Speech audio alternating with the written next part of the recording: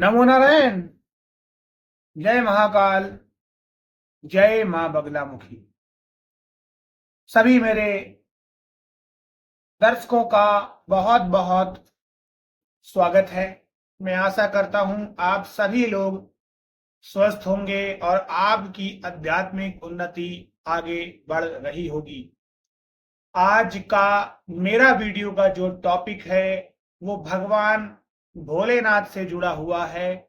और जो भी इंसान भगवान भोलेनाथ से जुड़ी हुई इन 3 बातों को करता है वो निश्चित ही संसार में शिव तत्व को प्राप्त करता है और खूब तरक्की करता चला जाता है। इसमें कोई शक नहीं है। देवों के देव महादेव भगवान भोलेनाथ बहुत ही दयालु हैं। जितना ही इनका शरीर विचित्र है, कपड़े छाल के पहने हुए, शरीर पर भस्म लगा हुआ, विकराल शरीर, गले में नाग, लेकिन चेहरे पर उतनी ही प्यारी मुस्कान। उनका शरीर भयानक दुष्टों के लिए हो सकता है, अपने बच्चों और भक्तों के लिए उतना ही करुणामयी है। भगवान भोलेनाथ को आप आसानी से प्रसन्न कर लेते हो। भगवान भोलेनाथ की पूजा में कुछ विधि विधान होते हैं जिनका उल्लेख शिव पुराण में भी मिलता है देखने को। कई जगह पर आप अगर शिव पुराण पढ़ेंगे तो आपको अलग अलग चीजें सीखने को मिलेंगी। इसीलिए हमेशा जब भी आपको अध्यात्म में आगे बढ़ना हो तो पुराणों में, वेदों में जरूर अपनी रुचि दिखाएं। ज्ञान कभी भी खाली नहीं जाता है। आज मैं भी आपको एक अनमोल गुप्त ज्ञान देने वाला हूं। इन 3 चीजों पर अगर आप फोकस कर लेते हैं तो भगवान भोलेनाथ आपसे जल्दी प्रसन्न हो जाते हैं। सबसे पहला हम आज बात करेंगे शिवलिंग की। हर घर में शिवलिंग होता है। कोशिश ये करें कि अपने घर में शिवलिंग जो भी हो वो हमेशा छोटा हो, अंगूठे के आकार का हो, जिसके लिए पारद और नर्मदेश्वर शिवलिंग सर्वोच्च कोटि के माने गए हैं। और अगर आपको बड़ा शिवलिंग लेना है तो उसका प्रॉपर रुद्राभिषेक करना पड़ता है। इसका भी वर्णन शिव महापुराण में वर्णित है। अगर इन दोनों को आप नहीं ले सकते हैं तो आप गोबर से, घी से, मिट्टी से, जिससे भी चाहे शिवलिंग बना सकते हैं। अन्न से बना सकते हैं, द्रव्य से बना सकते हैं। इनकी पूजा करने से भी आपको उच्च कोटि की प्राप्ति होती है। कभी भी आपको ओम नमः शिवाय का उच्चारण नहीं करना चाहिए। आपको सीधे नमः शिवाय का उच्चारण करना चाहिए। सब लोग, यहां तक कि ब्राह्मण की जो पत्नी है वो भी नमः शिवाय का उच्चारण करने के ही समर्थ हैं। केवल ब्राह्मणों को ये उपाधि दी गई है। शिव महापुराण में अध्याय नंबर 11, 51 पेज पर इस बात का वर्णन साफ साफ है। इसको विद्धेश्वर संहिता में दर्शाया गया है। मैं यहां पर आपके सामने तथ्य के साथ बात कर रहा हूं।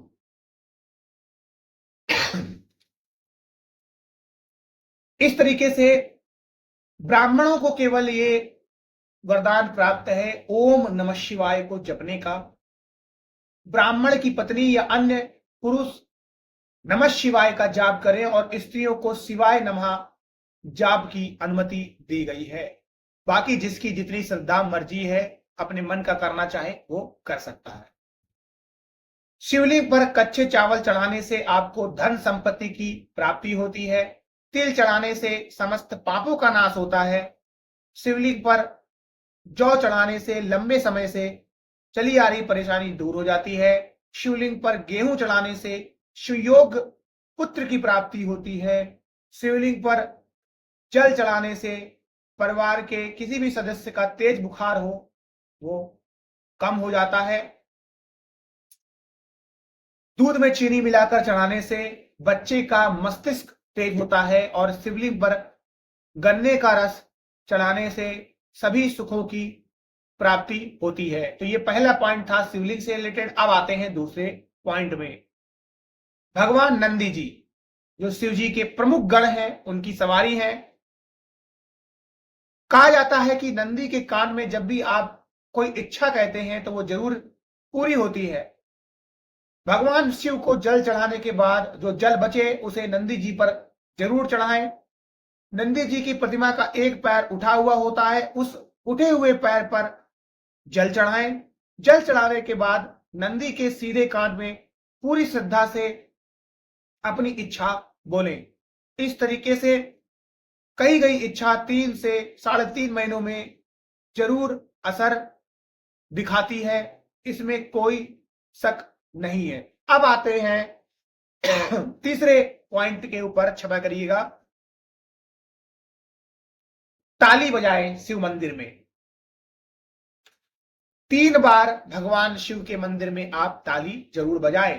पहली ताली शिव की अपनी उपस्थिति बताने के लिए शिव भगवान को यह ताली बजाई जाती है कि मैं यहां पर उपस्थित हूं। दूसरी ताली इसका मतलब होता है कि हम कुछ भी भगवान से ना मांगे तो भी शिव हमारे घर में अन्न के भंडार भरे। तीसरी ताली भगवान शिव की शरणागति प्राप्त करने के लिए की जाती है, यानी उनकी शरण में जाने के लिए की जाती है। ठीक है। लंकापति रावण ने भी 3 बार ताली बजाई थी और उसे लंका का राज्य प्राप्त हुआ था। भगवान कृष्ण के यहां 16,108 रानियां थी, संतान नहीं थी। तब एक रानी के साथ बैठकर शिवलिंग पर अभिषेक किया और 3 बार ताली बजाई। 1,77,186 भगवान कृष्ण के घर में बच्चे हुए। ये शिव भगवान की ही कृपा है।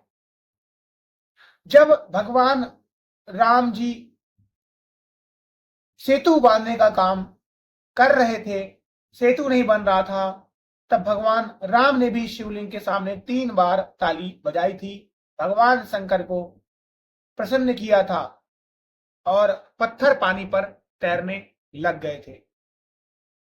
जिन लोगों को भी ये वीडियो थोड़ा सा भी ज्ञानवर्धक रोचक लगा हो, वो लोग जरूर इस वीडियो को ज्यादा से ज्यादा शेयर करें, लाइक करें। ऐसे ही ज्ञानवर्धक वीडियो के लिए